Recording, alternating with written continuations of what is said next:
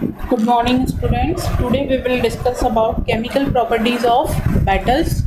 In last class we have discussed physical properties of metals and non metals. तो जब physical properties हमने discuss की थी तो उसमें हमने कलर, उनका टेक्सचर, मेलिएबल, डक्टाइल, लस्टर, इस तरह की कुछ प्रॉपर्टीज़ डिस्कस की थी जिनका मतलब है सिर्फ फिजिकल अपीयरेंस कि देखने में कोई चीज़ हमें कैसी दिख रही है।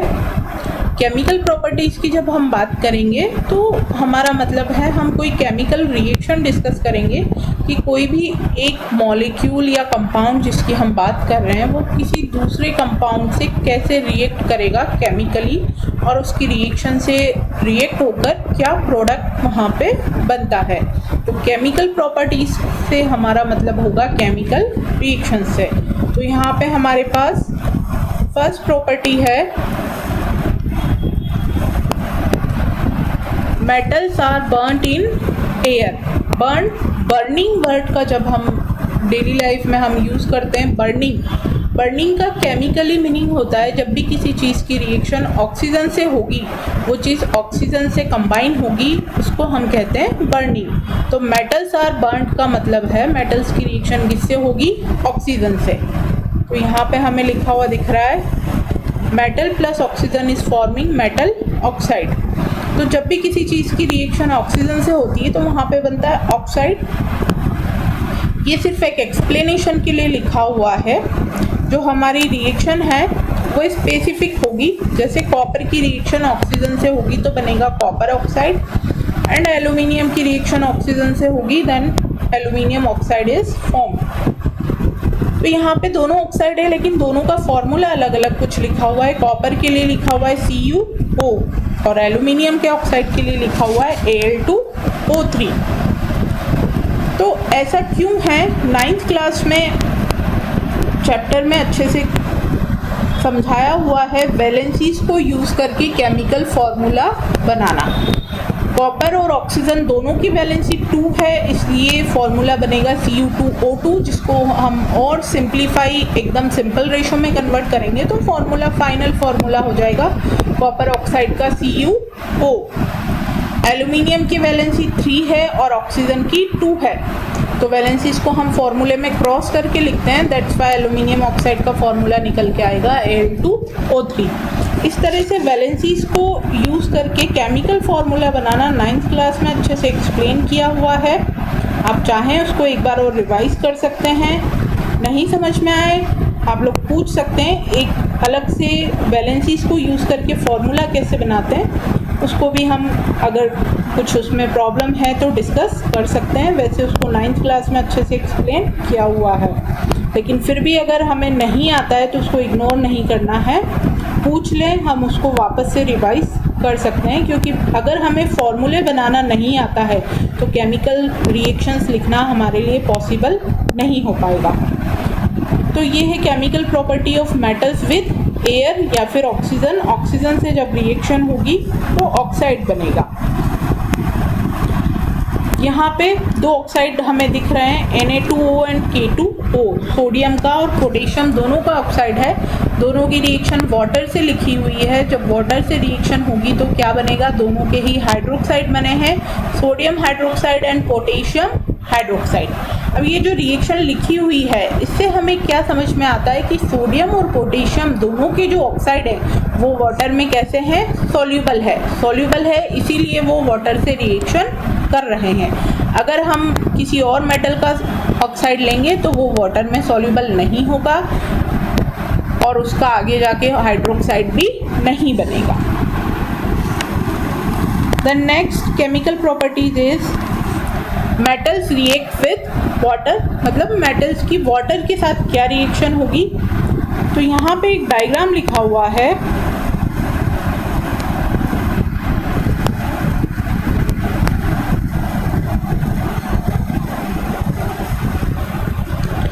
ये डायग्राम के ज़रिए भी इसको हम एक्सप्लेन कर सकते हैं। डायग्राम में अगर हम देखें तो सबसे पहले लिखा हुआ है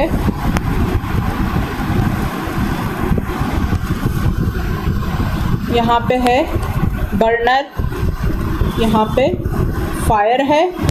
टेस्ट ट्यूब में मेटल का सैंपल है, ये टेस्ट ट्यूब जिसमें मेटल सैंपल है एंड स्टैंड, फिर यहाँ पे ट्यूब और लास्ट में एक बीकर में से हमें कुछ ये बबल्स निकलते हुए दिखाई दे रहे हैं। तो ये जो सेटअप है इससे हमें ये समझ में आ रहा है कि जब मेटल है, मेटल को हीट करके किस में डिज़ोल्व हो रही है, वाटर में। जब मेटल और वाटर की रिएक्शन हो रही है तो ये जो बबल्स निकलते हुए दिख रहे हैं, इन बबल्स का मतलब है हाइड्रोजन गैस। ये यहाँ पे लिखा हुआ है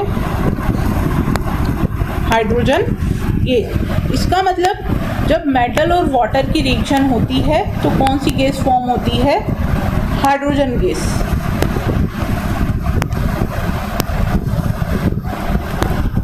यहाँ पे रिएक्शन लिखी हुई है, metal plus water will form metal oxide and hydrogen. Further metal oxide plus water will form metal hydroxide. तो अगर ओवरऑल हम देखें, दो स्टेप्स में एक ही रिएक्शन को लिखा हुआ है, metal plus water, metal plus water जब रिएक्शन करेंगे तो बनेगा मेटल हाइड्रोक्साइड और साथ में बनेगी हाइड्रोजन गैस। जैसे यहाँ पे रिएक्शन, एक कंप्लीट रिएक्शन लिखी हुई है, पोटेशियम प्लस वाटर। पोटेशियम एक मेटल है जिसकी रिएक्शन वाटर से करवाई है तो बना है potassium hydroxide plus hydrogen plus energy. इसी तरह से सोडियम की भी जब रिएक्शन हुई है वाटर से तो बना है sodium hydroxide plus hydrogen plus energy. Similarly calcium की रिएक्शन हुई है वाटर से, तब भी बना है कैल्शियम हाइड्रोक्साइड प्लस हाइड्रोजन। यहाँ पे एनर्जी रिलीज नहीं हुई है। तो तीन रिएक्शंस हम यहाँ देख रहे हैं, सोडियम एंड पोटेशियम दोनों का हाइड्रोक्साइड बनेगा और साथ में हाइड्रोजन एंड एनर्जी। जो हाइड्रोजन गैस है वो एक तरह की फायर कैचिंग गैस है, बर्निंग गैस है। मतलब hydrogen can easily catch the fire और साथ में एनर्जी रिलीज हो रही है। तो जब ये रिएक्शन होगी तो इसमें क्या होगा, जो हाइड्रोजन गैस बनी है वो इसी रिएक्शन में बनी हुई एनर्जी को यूज़ करके वहाँ पे फायर कैच कर लेगी। इस वजह से जब भी सोडियम या पोटेशियम की रिएक्शन वाटर से होगी या सोडियम या पोटेशियम वाटर में मिक्स होंगे तो वहाँ पे आग लगने वाली कंडीशन पैदा हो जाएगी। इसीलिए सोडियम और पोटेशियम जो है उनको कभी भी वाटर में स्टोर ना करके केरोसिन में स्टोर किया जाता है। यहाँ पे लिखा हुआ है, reaction is so violent and exothermic that ये metals like potassium, metals like potassium, sodium react violently with cold water. In case of sodium and potassium, reaction is so violent and exothermic that the evolved hydrogen immediately catches fire. तो यहाँ पे question बनता है, question क्या बनेगा कि why sodium and potassium catches fire in presence of water और why sodium potassium are stored in kerosene. अब सेम चीज़ है, जब कैल्शियम की रिएक्शन वाटर से हो रही है वहाँ भी हाइड्रोजन गैस बन रही है, लेकिन वहाँ पे फायर कैच नहीं होगी। क्यों नहीं फायर वाला कॉन्सेप्ट वहाँ पे अप्लाई होगा? क्योंकि साथ में एनर्जी इवॉल्व नहीं हो रही है। हाइड्रोजन गैस जल तो सकती है, आग पकड़ सकती है, लेकिन इट नीड्स एनर्जी। तो एनर्जी नहीं है, इसलिए कैल्शियम वाटर की प्रेजेंस में आग लगने वाली कंडीशन पैदा नहीं होगी। बट जो हाइड्रोजन गैस है उसके बबल्स बनेंगे and calcium is a light weight metal, तो जो कैल्शियम है वो उसके ऊपर फ्लोट करना स्टार्ट कर देगी। Calcium starts floating because the bubbles of hydrogen gas formed stick to the surface of metal. तो यहाँ पे हमारे पास दो इम्पॉर्टेंट क्वेश्चन बने हैं रिएक्शंस के थ्रू। पहला क्वेश्चन है, सोडियम और पोटेशियम जो है वाटर में स्टोर नहीं हो सकते क्योंकि वाटर में वो लोग आग कैच कर लेंगे, इसलिए हम किस में स्टोर करेंगे? केरोसिन में। और कैल्शियम जो है वाटर में फ्लोट करेगी, मेटल है वो डूबेगी नहीं, फ्लोट करेगी। क्यों करेगी? ये जो क्वेश्चन है वो हमारे यहाँ से तैयार होते हैं। हम इजीली देख सकते हैं कि जब मेटल्स की रिएक्शन वाटर से हो रही है तो अलग अलग तरह की रिएक्शंस हो रही है। हाइड्रोजन गैस बन रही है, साथ में कहीं पे एनर्जी बन रही है, कहीं पे नहीं बन रही है। इसी तरह से नीचे दो रिएक्शंस लिखी हुई है। एल्यूमिनियम की रिएक्शन जब वाटर से हो रही है तो ऑक्साइड बन रहा है और साथ में क्या बन रहा है, हाइड्रोजन गैस। आयरन में भी आयरन का ऑक्साइड एंड हाइड्रोजन गैस। यहाँ पे ये क्लियर है कि हाइड्रोक्साइड नहीं बन रहा है। ये भी एक क्वेश्चन बनता है, क्यों नहीं बन रहा है? क्योंकि जो ऑक्साइड बन रहे हैं वो आगे वाटर में डिसॉल्व नहीं होंगे। Oxides of aluminium and iron are not soluble in water, that's why further hydroxide will not be formed और हाइड्रोजन गैस साथ में बन रही है। So this is all about reaction with water. जो रिएक्शन विद वाटर है उसमें थोड़ी सी जो चीज़ें हैं काफ़ी अलग अलग है। हमें ध्यान रखना है कि एक जैसे फॉर्मेट पे रिएक्शन नहीं चलेगी। अलग अलग मेटल्स की जो रिएक्शन है वो कैसी होगी, अलग अलग होगी। सोडियम और पोटेशियम की अगर हम बात करें,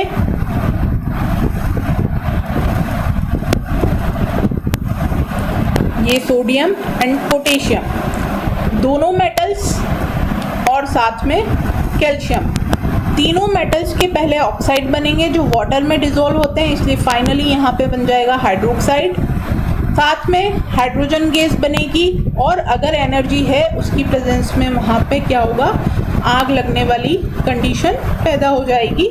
इसलिए सोडियम और पोटेशियम को हम वाटर में स्टोर नहीं करके किस में करते हैं, केरोसिन में। कैल्शियम में भी हाइड्रोजन गैस है लेकिन एनर्जी नहीं है, इसलिए वहाँ पे आग लगने वाली कंडीशन नहीं होगी। इसकी बजाय जो हाइड्रोजन के बबल्स हैं और कैल्शियम क्योंकि लाइट मेटल है वो उस पर फ्लोट करेगी। तो दो क्वेश्चंस ये हैं। थर्ड क्वेश्चन है एल्यूमिनियम और आयरन के जो जब वाटर में हम इन्हें रिएक्ट करवाएंगे तो हाइड्रोक्साइड नहीं बनेगा, बाकी सोडियम पोटेशियम कैल्शियम की तरह ऑक्साइड ही बनेगा। क्यों? क्योंकि इनका जो ऑक्साइड है वो आगे वाटर में सॉल्युबल नहीं है। तो this is about reactivity with water. Next यहाँ पे हमें रिएक्शन दिख रही है रिएक्टिविटी विद एसिड। जब एसिड से रिएक्शन होगी तो बनेगा सॉल्ट प्लस हाइड्रोजन गैस। तो हाइड्रोजन गैस जब वाटर से रिएक्शन होगी तब भी कंपलसरी निकलेगी, और जब एसिड से रिएक्शन होगी, क्योंकि एसिड में भी हाइड्रोजन एटम होता है, तो कौन सी गैस निकलेगी, हाइड्रोजन, लेकिन साथ में बनेगा सॉल्ट। तो मेटल और डाइल्यूट एसिड की जब रिएक्शन होगी, कैसे रिएक्शन होगी, यहाँ पे कोई एग्जाम्पल लिखा हुआ नहीं है। एक एग्जाम्पल मैं लिखकर आप लोगों को एक्सप्लेन कर देती हूँ। फॉर एग्जाम्पल हमने कोई भी मेटल ले ली, जैसे हमने लिया आयरन।